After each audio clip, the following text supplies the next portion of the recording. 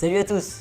Ok, ça, c'est la suite de ma précédente vidéo. Bon, si t'as pas bien suivi, c'est pas grave, je t'explique. La dernière fois, j'avais fait une vidéo pour savoir comment bien utiliser ces items sur Mario Kart 8, et malheureusement, cette dernière ne pouvait pas durer moins de 40 minutes. J'ai donc fait un sondage sur mon compte Instagram pour savoir si tu préférais que je fasse cette grosse vidéo de 40 minutes, ou bien que je la divise en deux pour en faire deux parties de 20 minutes. La majorité a voté pour deux parties, et c'est pour ça qu'on est là aujourd'hui. Tu as peut-être remarqué que cette vidéo a le même titre que la précédente, ainsi que la même miniature, et c'est tout simplement parce qu'il nous reste encore la moitié des items de Mario Kart 8 à présenter. En effet, je t'ai déjà montré comment utiliser tous les items qui s'affichent à l'écran la fois précédente, et aujourd'hui je vais te présenter tout cela. Donc si tu es intéressé par le fait de savoir comment utiliser un item de la précédente vidéo, je t'invite à aller la regarder, le lien est dans la description et ça m'encourage vraiment beaucoup. Et voilà, donc si tout est bon pour toi, on va pouvoir commencer. Tu peux comme toujours aller chercher ta Switch pour suivre la vidéo de plus près, et sinon, c'est parti!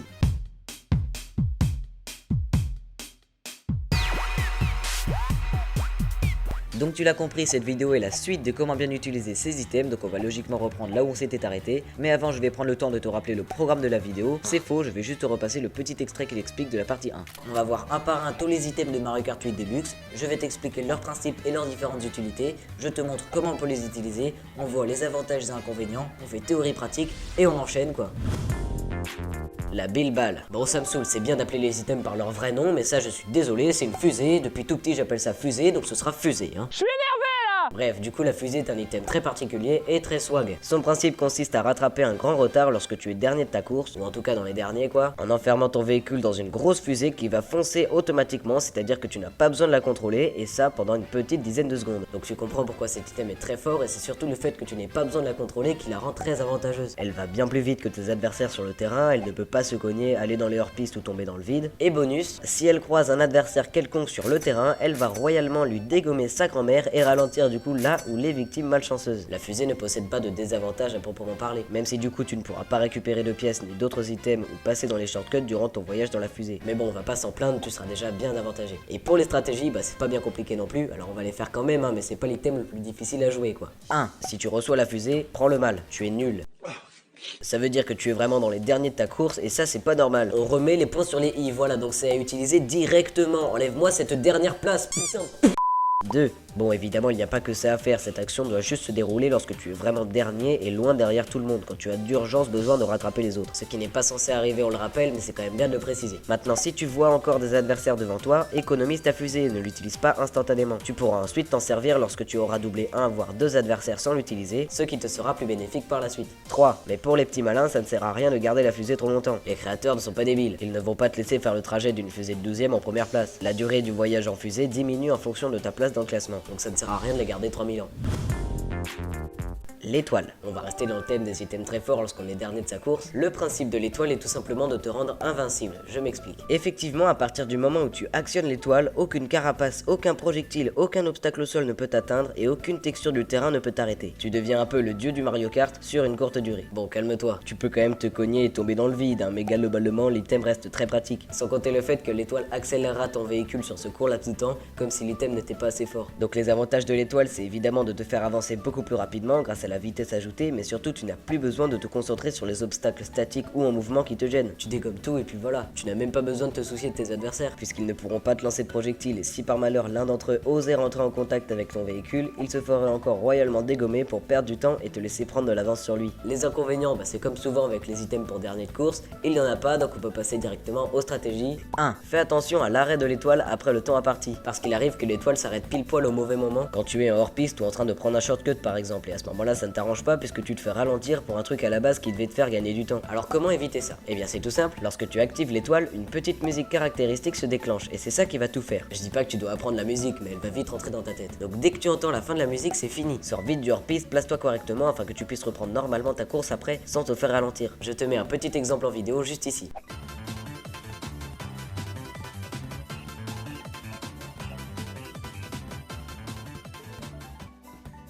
2. Essaye de foncer le plus possible dans tes adversaires. C'est le même principe que pour la plante piranha qu'on a vu juste avant, tu es le boss des boss à ce moment-là. Personne ne peut t'atteindre et encore moins les projectiles, donc si tu vois un adversaire, fonce-lui dessus, fais-toi plaisir, tu ne risques rien, il va rien faire, ça ne sera que plus bénéfique pour toi. Tu vas ralentir ton adversaire tout en prenant de l'avance sur lui. 3. Mais évite de trop rester sur la route parallèlement à ça, parce qu'encore une fois, rarement tu auras l'occasion de pouvoir passer autant de temps en hors-piste et de couper le fromage partout où tu veux, donc il faut en profiter.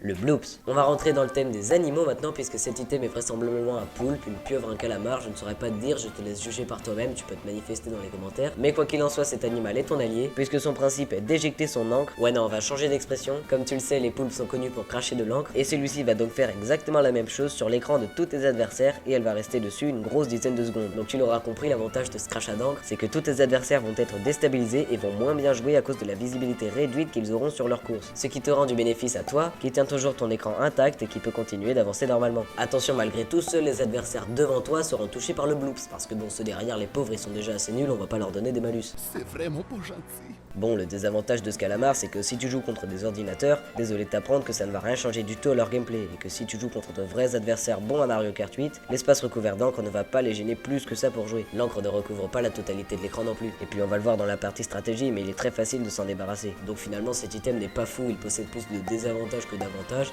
mais il est toujours bon à prendre. Comme tous les items précédents, où tu n'as que besoin d'appuyer sur le bouton pour l'actionner, il n'y a pas de stratégie à adopter lorsque c'est toi qui le lance. Donc on se met encore dans la peau de quelqu'un qui reçoit l'item plutôt que dans celui qui le lance.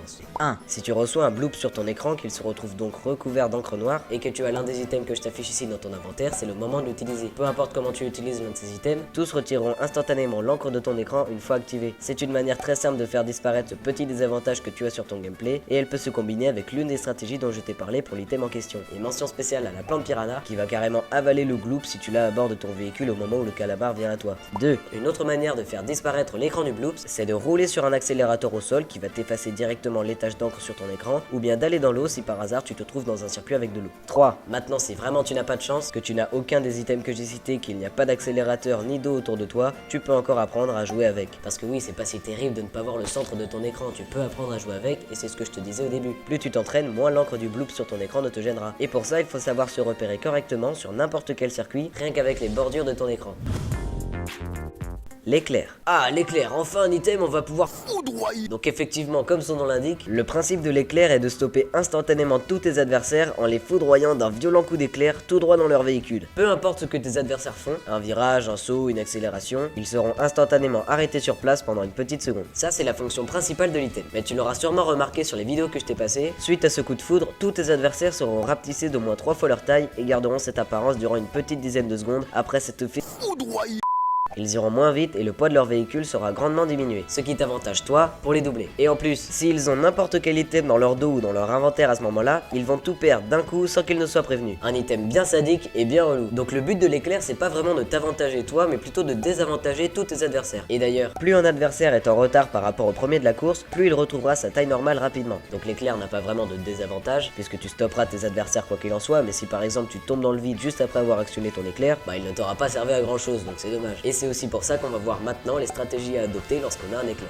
1. Essaye d'économiser l'éclair. Pas le plus longtemps possible, mais jusqu'au bon moment. Je m'explique. Tu as le temps, lorsque tu as un éclair, c'est que tu es dans les derniers de ta course, donc entre guillemets, personne ne te veut vraiment de mal. Tu peux l'activer à n'importe quel moment en soi. Mais la meilleure des façons reste toujours dans l'optique de faire perdre le plus de temps possible à tes adversaires. Donc à la base, je voulais te conseiller de foudroyer un adversaire en deltaplane pour qu'il prenne du temps à remonter avec la Kitu, mais il s'avère que cette fonctionnalité a été retirée du jeu entre temps, donc j'ai un peu le seum. Du coup, c'est pas grave, je vais t'en proposer une autre. Si tu vois un voire plusieurs adversaires avec des triple items qui tournent autour d'eux, bah c'est le moment de l'utiliser parce que comme je te l'ai dit tout à l'heure, ils vont tout perdre et ça c'est cool. Mais pour ça du coup il est préférable d'économiser son éclair. 2. Mais bon, comme souvent, toujours faire attention en économisant un cadeau. Privilégier les items défensifs et ne pas trop faire le fou. Le comble serait que tu te fasses foudroyer ton propre éclair. Mais bon, ne t'inquiète pas, ça arrive rarement. 3. Provoque tes adversaires. Ils sont tous lents et petits. Les créateurs ont même pensé à une fonctionnalité qui te permet de les écraser pour les humilier. Il faut l'utiliser. Ça c'est pour le fun, mais c'est surtout pour les ralentir. Même si bon, la provocation est importante aussi.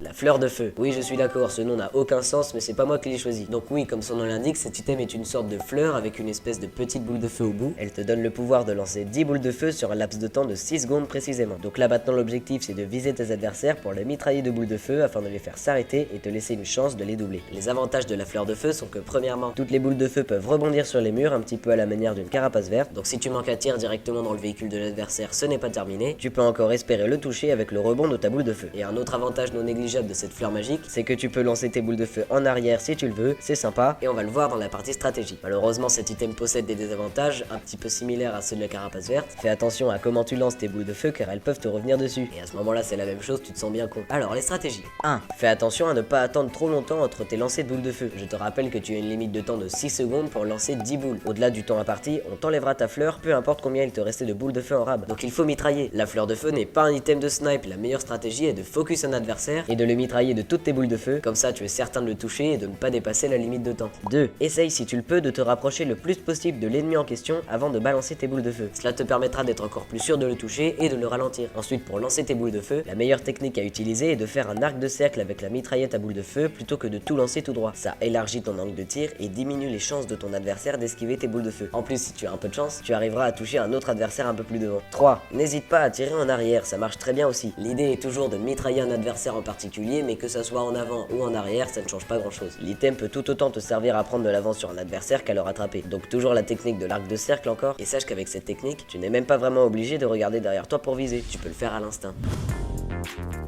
Le boomerang. Ça par contre c'est un nom avec du sens, on comprend tout de suite ce que ça veut dire. En plus de ça, l'item est plutôt récent, enfin dans Mario Kart en tout cas, parce qu'il y a eux aussi, mais bon ça c'est un autre débat. Bref, du coup le principe du boomerang c'est que tu peux le lancer en avant ou en arrière, le but étant de percuter un ennemi avec. Et je dirais même que ce boomerang là est magique, déjà parce que c'est encore une fleur, hein, on l'a pas dit mais voilà. Et surtout parce que même si tu arrives à percuter un adversaire avec, il reviendra vers toi pour que tu puisses le réutiliser encore 2 fois. Donc l'avantage c'est que comme tu as plusieurs essais avant que le boomerang ne disparaisse de ton inventaire, tu peux d'une part recommencer si tu n'as pas réussi ton tir sur ton adversaire, ou bien martyriser d'autres adversaires avec les essais qu'il te reste. En plus, même si l'ennemi visé se déplace pour esquiver ton boomerang au dernier moment, ce dernier va débloquer une sorte de tête chercheuse très petite qui va faire que le boomerang le suivra et le touchera même s'il change de trajectoire. C'est bien pratique, mais le désavantage c'est que si tu utilises le premier essai de ton boomerang, tu seras obligé d'utiliser le deuxième item de ton inventaire avant de l'utiliser une deuxième fois, et ainsi de suite. C'est un peu compliqué, on va le voir dans la partie stratégie. Maintenant, il n'est pas toujours facile de manier le boomerang correctement, et c'est même vraiment compliqué, surtout au départ. Et personnellement, c'est un item que j'ai encore du mal à manier correctement. C'est honteux. Donc voyons tout ça en passant à la partie stratégie. 1. Encore une fois, comme pour la fleur de feu, attends un petit peu avant de lancer ton boomerang. Tu as 3 essais précieux et en plus je t'ai dit si tu as un deuxième item dans ton inventaire à ce moment-là, tu devras l'utiliser avant de faire ton deuxième essai. Donc il vaut mieux être sûr de comment tu lances ton boomerang. Et pour ça, il est préférable comme tout à l'heure d'être bien derrière un ennemi avant de le lancer, parce que ta petite tête chercheuse ne fait pas tout. Et au fait, ne spam surtout pas par contre, car tu risquerais d'utiliser sans faire exprès ton deuxième item et ça peut être relou si c'en était un qu'il ne fallait pas utiliser maintenant. 2. Là c'est pareil comme tout à l'heure avec la fleur de feu. D'ailleurs je les ai placés à la suite car ils ont tous deux des stratégies très similaires, mais il est très encouragé de tirer en arrière. C'est pareil, ça marche tout aussi bien pour rattraper un adversaire que pour prendre de l'avance sur lui. Donc du moment que tu te concentres sur ton tir et que tu ne gâches pas ton boomerang, parce qu'il est souvent pris à la légère à cause de sa difficulté d'utilisation, tu peux tirer comme tu veux. 3. Si tu es plutôt dans les premiers de ta course, voire même premier de ta course, ne gaspille pas ton boomerang en te disant qu'il ne te servira plus à rien, même si tu as de l'avance. Un boomerang peut aussi te servir défensivement, comme pour casser une carapace. Ça encore, c'est un move plutôt compliqué à réaliser et qu'il faut faire absolument en ligne droite, sinon c'est presque impossible. Donc il faut être bien réactif. Dès que tu reçois l'alerte, tu regardes derrière toi, tu te places correctement et tu tires bien droit pour toucher et casser la carapace rouge, parce que verte, bonne chance, avant qu'elle ne te touche.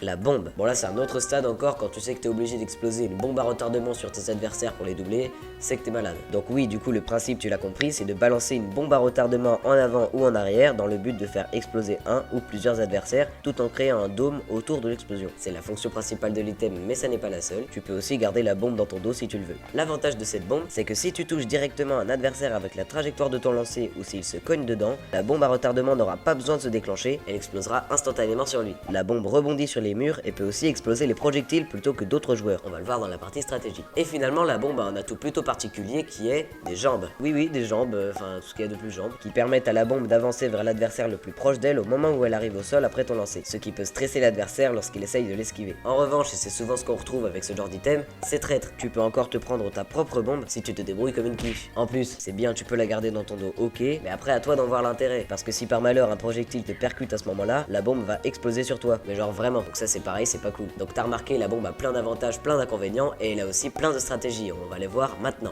1. Essaye d'utiliser le rebond pour toucher tes adversaires dans les virages. C'est l'une des méthodes les plus sûres pour toucher un adversaire, voire même un groupe d'adversaires, lorsque tu es dans un virage restreint. Cette technique n'est pas très difficile à réaliser. Le but est de faire rebondir la bombe sur un mur ou une barrière d'un virage, afin qu'elle puisse radicalement revenir sur le milieu du terrain pour toucher le ou les adversaires présents à ce moment-là. Tu peux aussi accélérer la puissance de ton lancer en restant appuyé sur le bouton SL avant de le lâcher. La bombe ira plus loin et plus vite. vite. Il n'y a pas vraiment besoin de s'attarder plus, je pense que j'ai été assez clair, c'est pas très compliqué. 2. Tu peux encore casser les carapaces avec ta bombe. Enfin du coup c'est plutôt exploser, mais le principe est le même. Dès que tu reçois l'alerte de carapace, tu te mets en ligne droite, caméra de recul sans reculer mais pas grave, et tu peux lâcher ta bombe. 3. Pour compléter la stratégie 2, toujours dans une ligne droite, mais pas pour se défendre d'un projectile, tu peux lancer ta bombe en arrière pour empêcher tes adversaires de te suivre et de te rattraper. C'est toujours sympa à faire, en plus c'est facile et c'est sûrement la meilleure chose qu'on puisse faire avec une bombe.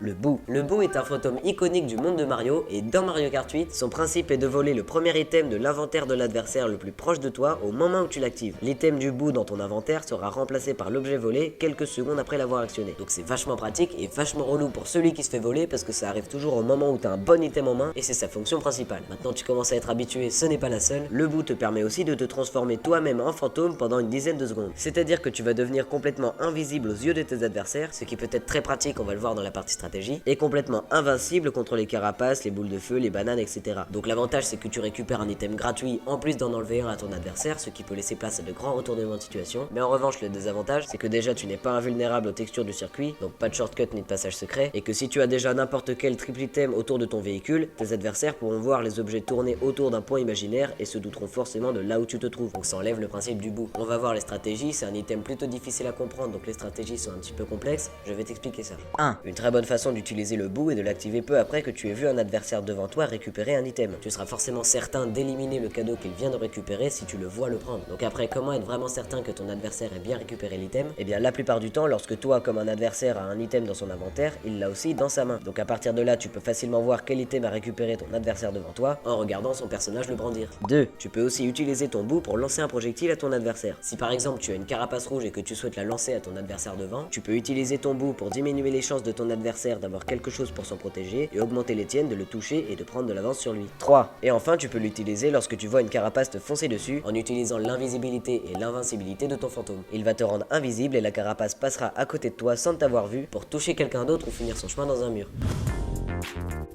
Le grand 8. Voici le dernier item que je vais te présenter aujourd'hui et je ne l'ai pas placé en dernier pour rien, il est très particulier. On y retrouve le 8 de Mario Kart 8 sur sa représentation et son principe est qu'il contient 8 items différents et à la fois qui tournent autour de ton véhicule. C'est-à-dire que pour l'utiliser, tu utilises en fait 8 items qu'on a déjà vu avant. Plus exactement, tu utiliseras respectivement une pièce, une carapace verte, une carapace rouge, une banane, un champignon, une étoile, un bloops et une bombe. Donc tu l'auras compris, cet item est vraiment fort puisque tu peux utiliser plusieurs items très bons comme l'étoile, la bombe ou la carapace rouge et au moment que tu veux. En plus, les items comme la banane ou la carapace verte peuvent te protéger de potentiels impacts de projectiles puisqu'ils tournent autour de toi. Donc cet item est un petit peu le boss des boss quoi. Il est à la fois défensif, offensif et avantageux, donc c'est vraiment la perfection. Mais en revanche, il possède pas mal de désavantages. Par exemple, si un adversaire vient en contact, certes il risque de se faire ralentir par l'impact d'une carapace ou d'une banane, mais il peut aussi avoir la chance de récupérer l'effet de ton étoile ou de ton champignon par exemple. Et ça c'est pas cool parce que ça l'avantage lui pour prendre de l'avance sur toi. Et pour te désavantager d'une autre manière, s'il arrive à rentrer en contact avec ta bombe, oui il va exploser, mais toi aussi, alors que tu n'auras probablement rien demandé. S'il rentre en contact avec le bloops, oui il sera aspergé d'encre, mais toi aussi. Et pour le coup vous serez les deux seuls à être désavantagés par l'encre, contrairement aux autres adversaires. Donc on pourrait se dire qu'il n'y a pas de stratégie à adopter pour cet item puisqu'il en réunit plusieurs qu'on a déjà vu. En théorie il suffirait simplement d'appliquer respectivement les stratégies des autres cadeaux, mais non ça n'est pas comme ça qu'il faut procéder. Écoute, je vais te montrer les réelles stratégies.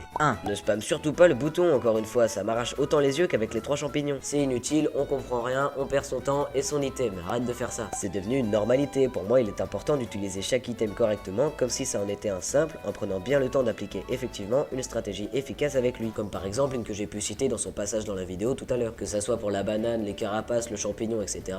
Tout devrait être utilisé à sa juste valeur, oui même la pièce. 2. Tu l'as peut-être compris avec le sketch que je t'ai fait tout à l'heure sur les conséquences des contacts entre toi et un adversaire au moment où les items du grand 8 tournent autour de toi, mais la principale stratégie est la fuite. Il ne faut surtout pas croiser d'adversaire, faire le fou et encore moins venir au contact. Ne surtout pas s'approcher de tes adversaires avant d'avoir épuisé ton grand 8 et ne surtout pas les laisser s'approcher de toi. À partir de là, tu enlèves tous les désavantages de l'item. 3. En plus de bien prendre tes distances avec les adversaires, essaye de faire de même avec tout ce qui explose, comme les bombes, les astérix, les super klaxons, etc. Car j'ai presque envie de dire que ça va être encore pire si tu t'en prends une car tu vas tout perdre. Une explosion, plus rien. Tous tes items se retrouvent à terre, paradis pour les autres joueurs et gros seum pour toi. Donc tu te débrouilles, il faut essayer de faire attention. En plus, tu te souviens tout à l'heure, je t'ai dit que si un adversaire se cognait dans la bombe tournant autour de toi, vous exploseriez tous les deux. Mais là, c'est pareil. Les autres items restant autour de ton véhicule exploseront mourront aussi et se retrouveront par terre. Donc voilà, c'est tout pour les stratégies, c'est tout pour le grand 8 et c'est tout pour les items. On approche bientôt de la fin de la vidéo, mais avant de la terminer, j'aimerais encore revenir sur certains points pour que tout soit bien clair et que personne n'interprète mal les informations que j'ai pu dire précédemment dans la vidéo. Premièrement, je ne me prends pour personne, je ne donne pas des conseils sur Mario Kart pour me sentir au-dessus des autres. Je suis loin d'être un professionnel et je te le dis régulièrement, le message que je veux faire passer n'est pas celui de je suis le plus fort, prenez exemple sur moi,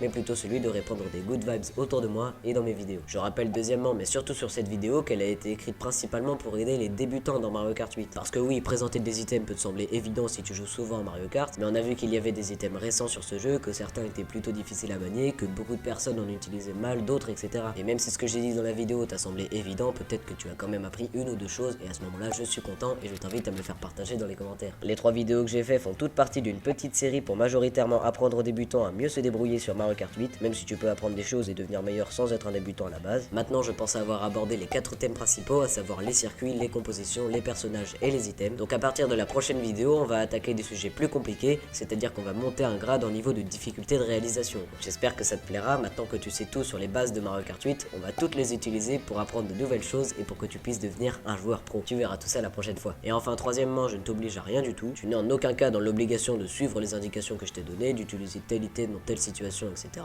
Tu es libre de faire ce que tu veux, le principal c'est de s'amuser, peu importe comment. Et je précise aussi que dans toutes mes explications, je ne t'ai donné que 3 stratégies, mais il en existe bien plus. Malheureusement, je ne peux pas tout dire non plus, ça prendrait trop de temps et c'est déjà assez long. Je t'ai parlé de celles qui me semblaient les principales, mais oui, il en existe d'autres. Voilà, la vidéo est terminée, j'espère vraiment qu'elle t'a plu. Si c'est le cas, je t'invite fortement à aller commenter, me dire ce que tu as pensé du décor, des explications, du montage, ce qui serait bien d'améliorer, tes records, tes idées, tu connais la chanson. Ou bien alors tu peux m'envoyer tes prouesses et tes idéaux sur mon compte Instagram que je t'affiche juste ici. Je remercie encore une fois toutes les personnes qui me soutiennent dans mon parcours sur YouTube, ça va déjà faire 1 an que je poste mes vidéos. Tu peux t'abonner, liker ou partager cette vidéo si elle t'a plu. Et sur ce, je te dis à très bientôt pour une prochaine vidéo. Ciao mon zouz!